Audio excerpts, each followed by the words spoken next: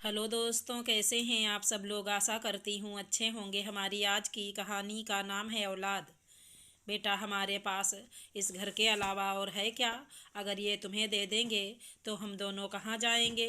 हमने सोचा था तुम बड़े हो जाओगे, कमाने लगोगे तो हमें दाल रोटी की चिंता नहीं होगी, पर तुम तो हमें सड़क पर लाने की व्यवस्था कर रहे हो। नरेंद्र जी अपने बेटे नितिन से फ़ोन पर कह रहे थे। नितिन बोला, पापा, मैं कौन सा आपको उस घर से निकालने की बात कर रहा हूँ। वो घर मेरे नाम हो जाएगा तो उस घर के नाम पर मैं कुछ लोन भी ले सकता हूँ। और आपके पास तो दो घर हैं। इस उम्र में 3 बेडरूम का घर लेकर आप क्या करेंगे? जो छोटा वाला घर है, आप लोग उसमें शिफ्ट हो जाइए। इस घर को किराए पर लगा देंगे।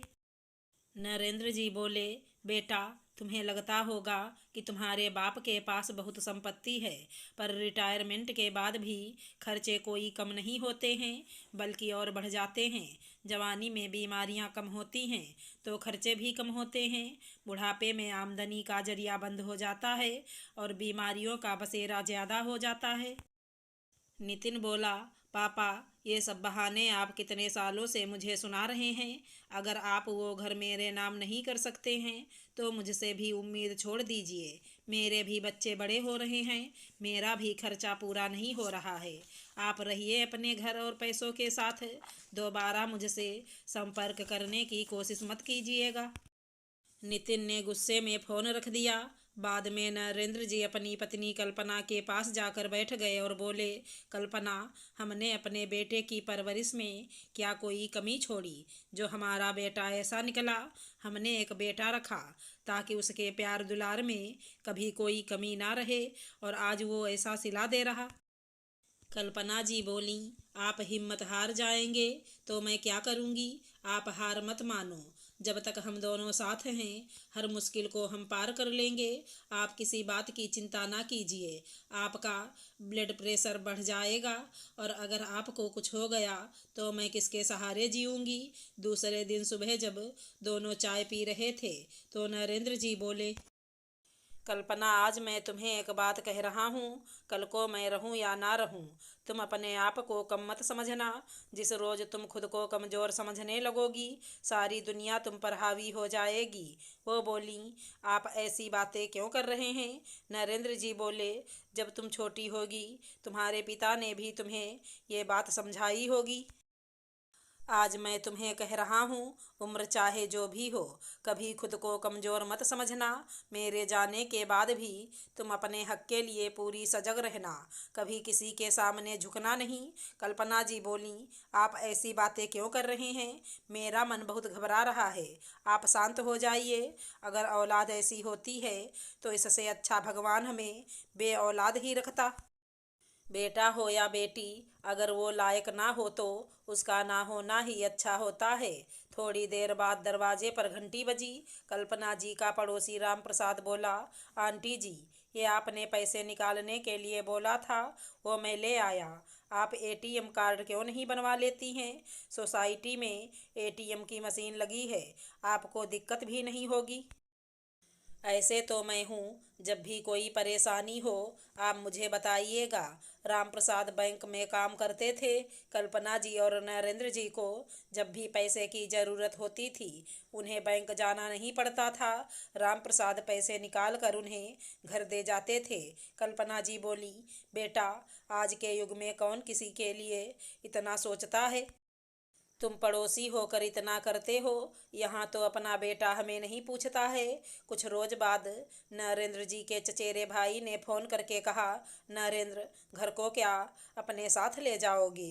अरे, इस उम्र में अगर बेटा छोड़ दिया तो किसके सहारे जियोगे? अगर वो मांग रहा है तो दे दो उसे घर, और तुम्हारे पास तो रहने का ठिकाना है।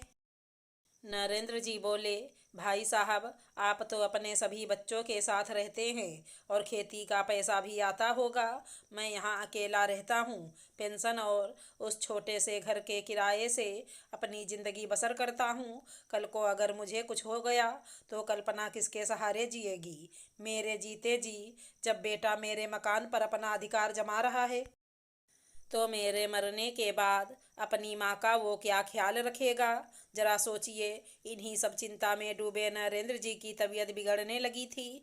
राम प्रसाद बीच बीच में समय निकाल कर उन्हें डॉक्टर से दिखा देता और परिवार के साथ उन लोगों से मिलने के लिए भी आता रहता, पर होनी को तो कुछ और ही मंजूर था। एक रात नरेंद्र जी की तबीयत बहुत खराब हो गई। वो पत्नी का हाथ थाम कर बोले, कल्पना मुझे वचन दो, तुम कभी कमज़ोर नहीं पड़ोगी, चाहे जो भी हो, अपने आप को कम नहीं समझोगी। जो औरत बच्चों के पैदा होने और उनके बिछड़ने का दर्द बर्दाश्त कर सकती है, वो अपने जीवन में कुछ भी कर सकती है। कल्पना जी प्यार से उनका माथा सहलाती और कहती, अब कुछ मत बोलिए, बस आराम कीजिए, आप हैं तो मुझे और कुछ नहीं चाहिए। नरेंद्र जी की सांसें फूल रही थी। वो बस यही कहते, मुझे वचन दो, मैं रहूं या ना रहूं, तुम कभी कमज़ोर नहीं पड़ोगी। अपने आने वाले जीवन के लिए भावनाओं में बहकर नहीं, हिम्मत से फैसले लेना। मैं सदा तुम्हारे साथ रहूंगा। इतना कहकर नरेंद्र ने आंखें बंद कर ली। कल्पना जी के आंखों में आंसू रुक ही नहीं रहे थे। वो बार बार कहती, आप किसके सहारे मुझे छोड़ गए। मैं इतनी भी मजबूत नहीं कि इस कठोर दुनिया में आपके बिना रह सकूं, पर जो मैंने आपको वचन दिया है उसे मैं निभाऊंगी। एक उम्र में साथी के बिछड़ने का गम क्या होता है, वो दर्द में डूबी एक पत्नी या पति ही बता सकता है। जब बच्चों का साथ नहीं मिलता है तो एक औरत के लिए उसके पति का सहारा ही सब कुछ होता है। पति जाने से पहले अपनी संपत्ति सहारे के रूप में पत्नी को दे जाता है, जो किसी वैसाखी से कम नहीं होता है। पिता की मृत्यु की खबर सुनकर नितिन आया, पर जब क्रियाकर्म समाप्त हुआ तो फिर वो अपना पुराना राग गाने लगा। माँ ने बड़ी दृढ़ता के साथ कहा, तुम्हारे पिता गए हैं, इसका मतलब ये नहीं कि मैं कमज़ोर पड़ गई हूँ। मुझे कम समझने की भूल मत करना। जिसने अपने पिता की भावनाओं की कद्र नहीं की, वो माँ के दर्द को क्या समझेगा। बेटा, तुम मेरी चिंता मत करना। जब ईश्वर हमें दुनिया में अकेले भेजता है तो अकेले जीने का सबक भी सिखा देता है, क्योंकि आखिर जाना भी तो उसे अकेले ही पड़ता है। नितिन को खाली हाथ वापस लौटना पड़ा। कुछ अच्छे रिश्तेदार और पड़ोसियों की सहायता से धीरे धीरे कल्पना जी ने जीना आखिर सीख लिया। पास के स्कूल में बच्चों को वो बिना वेतन के पढ़ाती थी और अपनी सारी संपत्ति को ट्रस्ट के नाम कर दी थी, ताकि उनके जाने के बाद उनकी संपत्ति को वृद्ध लोगों की देखभाल में इस्तेमाल किया जाए। अगर हमारी कहानी पसंद आई हो तो चैनल को लाइक शेयर सब्सक्राइब करें। राधे राधे दोस्तों।